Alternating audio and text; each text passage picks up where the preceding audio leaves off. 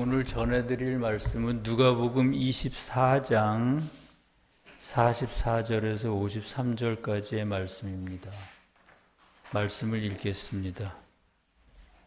또 이르시되 내가 너희와 함께 있을 때에 너희에게 말한 바 곧 모세의 율법과 선지자의 글과 시편의 나를 가리켜 기록된 모든 것이 이루어져야 하리라 한 말이 이것이라 하시고 이에 그들의 마음을 열어 성경을 깨닫게 하시고 또 이르시되 이같이 그리스도가 고난을 받고 제3일에 죽은 자 가운데서 살아날 것과 또 그의 이름으로 죄사함을 받게 하는 회개가 예루살렘에서 시작하여 모든 족속에게 전파될 것이 기록되었으니 너는 이 모든 일의 증인이라. 볼지어다 내가 아버지께서 약속하신 것을 너희에게 보내리니 너희는 위로부터 능력으로 입혀질 때까지 이 성에 머물라 하시니라. 예수께서 그들을 데리고 베다니 앞까지 나가사 손을 들어 그들에게 축복하시더니 축복하실 때에 그들을 떠나 하늘로 올려지시니 그들이 그에게 경배하고 큰 기쁨으로 예루살렘에 돌아가 늘 성전에서 하나님을 찬송하니라. 세계의 가르침 주님에 관한 교리 35항에 35번의 9항에 있는 말씀을 소개해 드립니다. 주님의 인성이 영화롭게 되었을 때, 즉 신성하게 되었을 때 주님은 죽은 지 사흘 만에 당신의 몸 전체로 다시 살아나셨습니다. 그것은 여느 인간에게는 일어날 수 없는 일이었습니다. 왜냐하면 인간은 몸으로는 다시 살 수 없고 오로지 영으로만 다시 살아나기 때문입니다.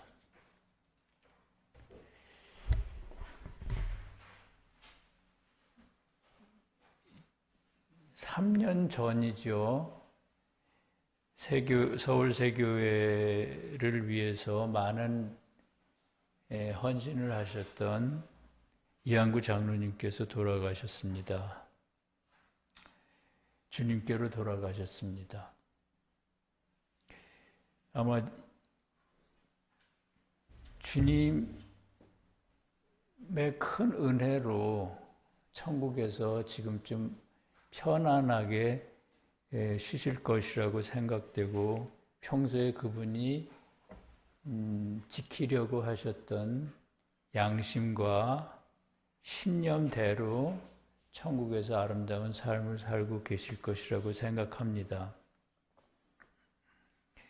어떤 때는 순진한 아이와 같았고 어느 때는 장난기가 있는 그런 분같이 그렇게 느껴졌었고 유머가 항상 풍부한 분이었는데 세월이 지나도 가끔은 그분의 모습이 생각나고 또 그리워지기도 합니다. 그분이 주님의 품에서 영원히 평안하시고 기쁨으로 지내시기를 기원합니다. 시편 88편 4절에서 6절에는 다음과 같은 말씀이 있습니다. 나는 무덤에 내려가는 자처럼 여겨지고 힘 없는 용사와 같으며 죽은 자 중에 던져진 바 되었으며 죽임을 당하여 무덤에 누운 자 같으니이다. 주께서 그들을 다시 기억하지 아니하시니 그들은 주의 손에서 끊어진 자니이다. 주께서 나를 깊은 웅덩이와 어둡고 음침한 곳에 두셨나이다. 이 말씀을 읽으면서 우리는 시험에 들었을 때 자신의 모습을 떠올리곤 합니다.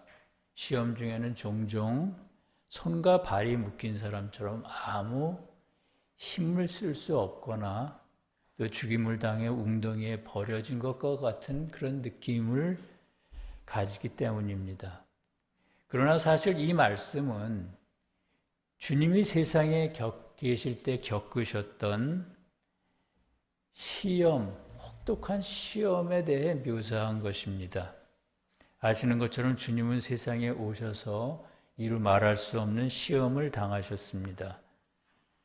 말씀에는 주님의 시험에 대해 광야에서의 40일간의 시험과 겟세마네 동산과 십자가에서의 마지막 시험 정도로만 간단하게 기록하고 있지만 사실 주님은 아주 어리실 때부터 인간으로서는 상상할 수 없는 혹독한 시험을 당하셨습니다.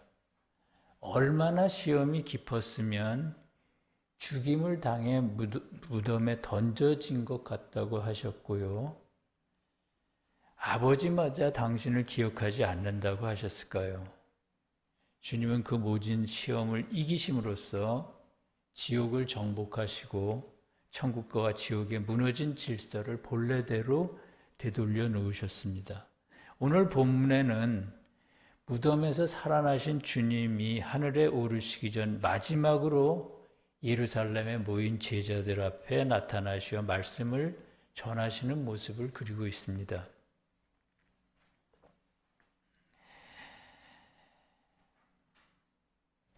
말씀에서 예루살렘은 주님의 교회를 뜻합니다. 그러므로 예루살렘 사람들에게 전하신 이 말씀은 교회 안에 모든 신앙인들에게 전하시는 말씀이라고 볼 수가 있습니다. 그것에 대해 본문 44절은 먼저 이렇게 말합니다. 이르시되 내가 너희와 함께 있을 때에 너희가 말한 바 곧 모세의 율법과 선지자의 글과 시편에 나를 가리켜 기록된 모든 것이 이루어지리라 한 말이 곧 이것이라 하시더라. 주님께서는 모세의 율법과 선지자의 글과 시편에 나를 가리켜 기록된 모든 것이 이루어져야 한다고 하시고 그것이 곧 이것이라고 하십니다. 여기서 모세의 율법은 구약의 역사적인 기록들을 의미하고요. 선지자의 글은 예언의 말씀을 뜻합니다. 그러니까 모세의 율법과 선지자의 글은 구약 성경 전체를 의미하는 것입니다. 그렇다면 주님이 이루어져야 한다고 하신 성경의 기록들은 뭘까요? 이제까지 아무도 그것을 알 수 없었습니다. 신성한 몸으로 부활하신 주님만이 직접 그것을 밝혀주실 수 있기 때문입니다. 그래서 본문 45절에서는 이렇게 말합니다. 주님께서 이 말씀을 하시고 그들의 마음을 열어 성경을 깨닫게 하셨다. 한글 성경에는 마음을 여셨다고 했는데 영어 원문에는 understanding, 즉 이해력을 열어주셨다고 되어 있습니다. 그러니까 부활하신 주님이 직접 제자들의 이해력을 열어 그 말씀의 내적인 의미를 깨닫게 하셨다는 뜻입니다. 주님이 오시기 전에 교회들은 천국으로부터 간접적으로 흘러들어오는 빛을 통해 말씀을 이해했습니다. 그러나 주님이 오신 후에는 주님의 신적 인성으로부터 나오는 직접적인 빛을 통해 말씀의 모든 것을 밝히 알 수가 있습니다. 그러면 주님께서 열어주신 이해력을 통해 전하시고자 한 말씀, 즉 반드시 이루어져야 하는 성경의 기록들이란 어떤 걸까요? 본문 46절에서 48절까지는 이렇게 말합니다.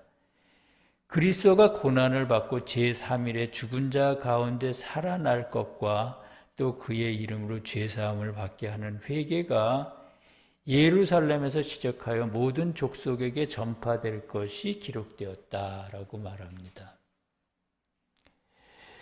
그러니까 반드시 이루어져야 할 성경의 기록이란 첫째는 주님께서 세상에 오셔서 지옥의 시험을 이김으로 당신이 입으신 인성을 영화롭게 하시고 그리하여 신성한 인간으로 다시 살아나신 걸 말합니다.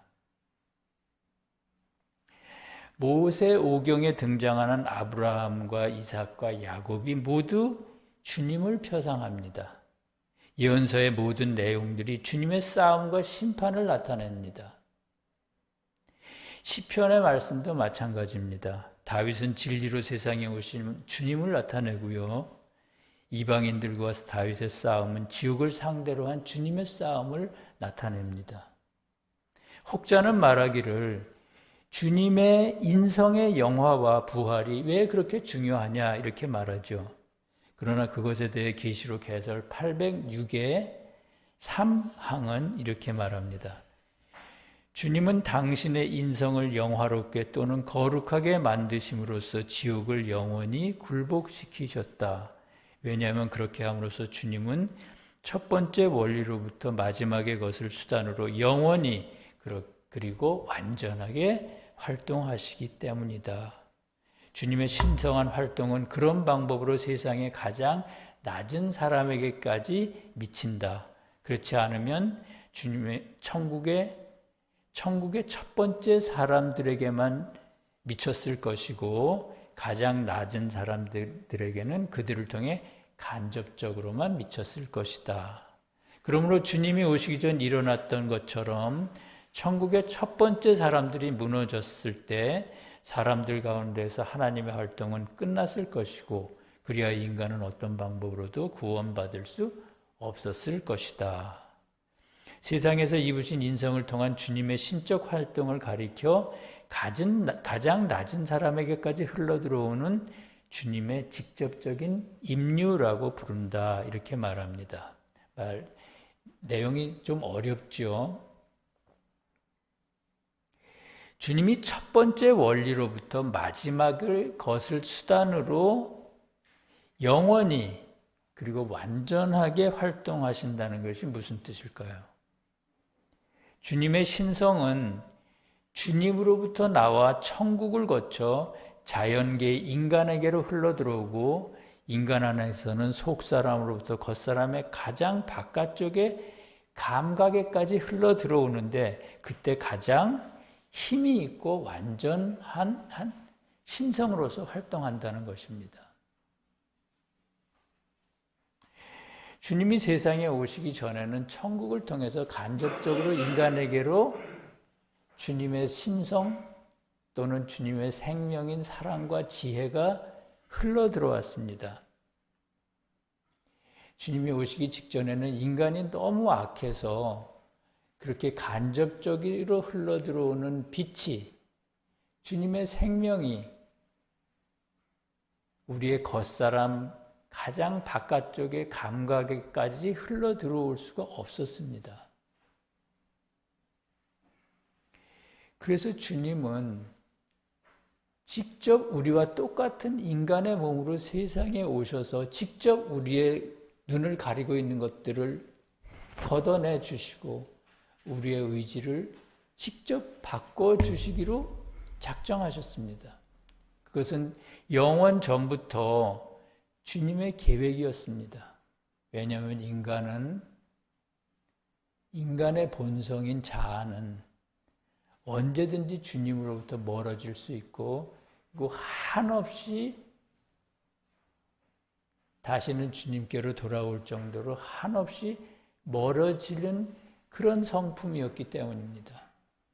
그래서 언젠가는 주님께서 직접 세상에 오셔야 한다고 주님께서는 그렇게 생각하셨고 계획을 세우셨던 겁니다.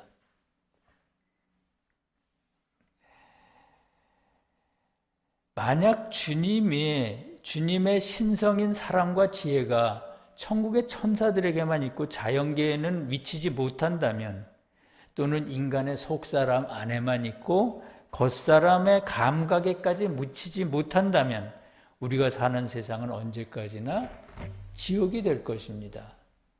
왜냐하면 인간의 감각 속에는 주님의 뜻에 역행하는 온갖 악하고 더러운 것들이 가득하기 때문입니다. 그래서 주님의 신성은 우리 인간의 감각과 감각의 습관에까지 흘러 들어오셔야만 합니다. 그래서 주님은 인간의 몸을 입고 오셔서 그 불완전한 인간을 통해 스스로 지옥의 시험을 불러들이셨습니다.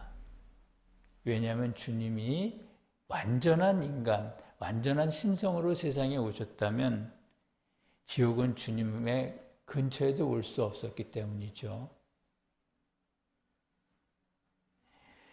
그렇게 주님은 지옥의 시험을 스스로 불러들이시고 신성으로가 아니라 인간의 몸으로 그 싸움에서 완전히 이기셨습니다.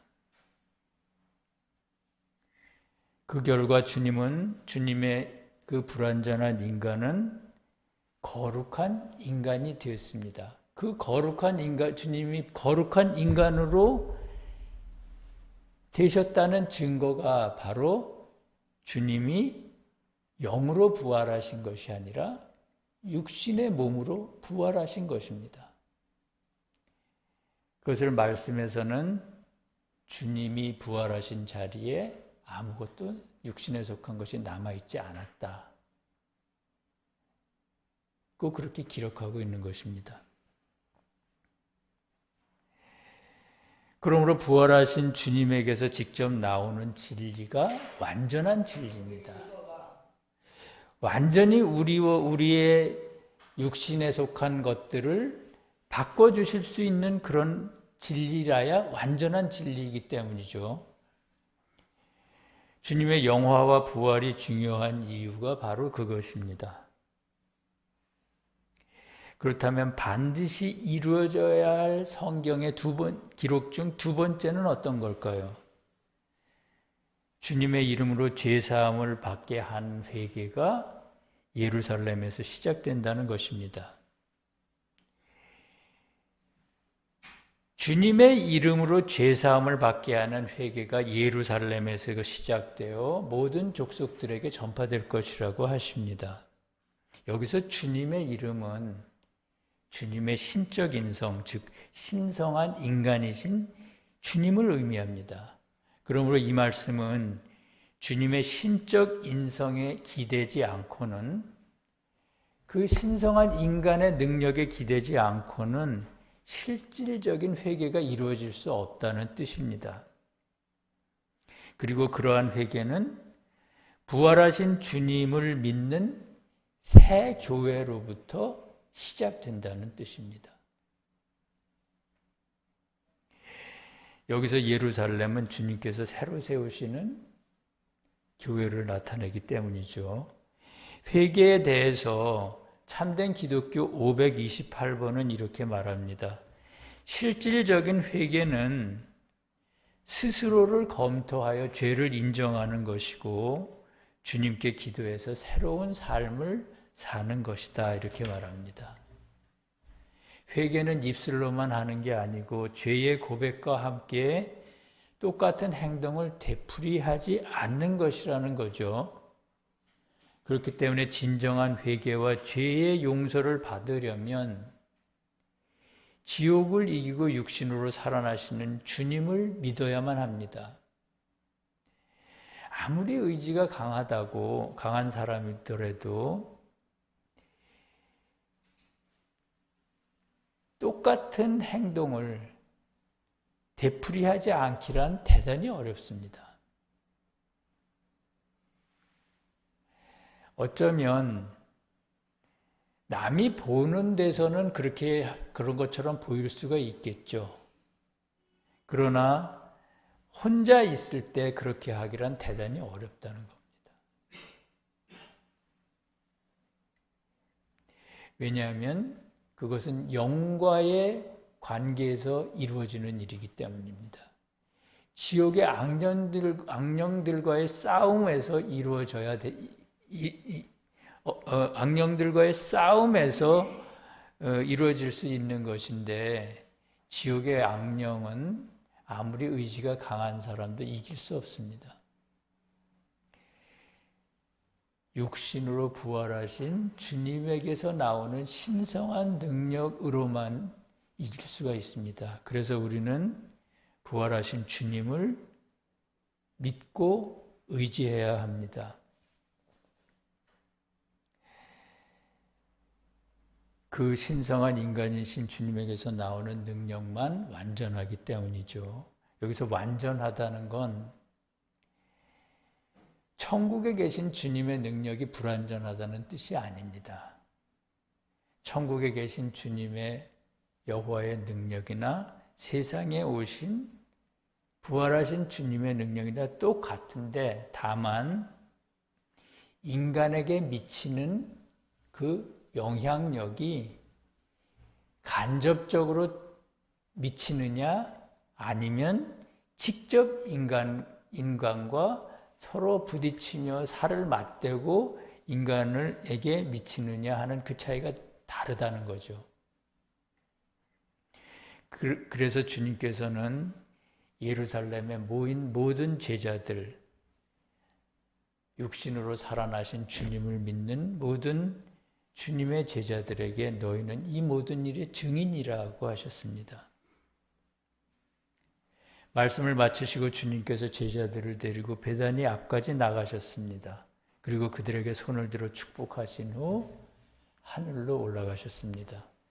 히브리어로 베다니는 가난한 자의 마을이라는 뜻이고요. 가난한 자의 영적 의미는 말씀을 가지고 있지는 않지만 그럼에도 말씀을 갈망하는 교회 밖의 사람들을 뜻합니다. 또는 교회 안에 있지만 교회 안에서 말씀을 잘 이해하지는 못하지만 그럼에도 말씀의 깊은 내면을 이해하기를 간절히 원하는 그런 사람들도 가난한 사람 또는 베다니의 마을에 사는 사람이라고 볼 수가 있습니다. 주님께서 세상에서 보여주신 마지막 모습을 통해서 우리는 주님이 끝까지 사랑하시고 관심을 기울인 사람들이 어떤 사람들인가를 알 수 있습니다. 어떤 사람일까요?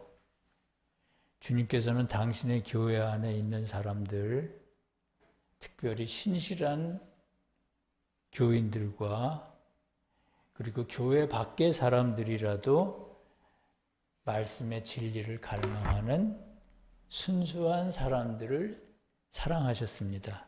그래서 손을 들어 그들을 축복하셨다고 합니다. 이제부터는 신적 인성이신 주님에게서 나오는 놀라운 능력이 교회 안팎의 신실한 사람들을 덮을 것입니다. 그리고 그로 인해 진정한 회개가 예루살렘으로부터 교회 밖의 모든 순수한 사람들에게까지 퍼져나갈 것입니다. 부활하신 주님은 그런 방법으로 온 땅을 천국으로 바꾸십니다.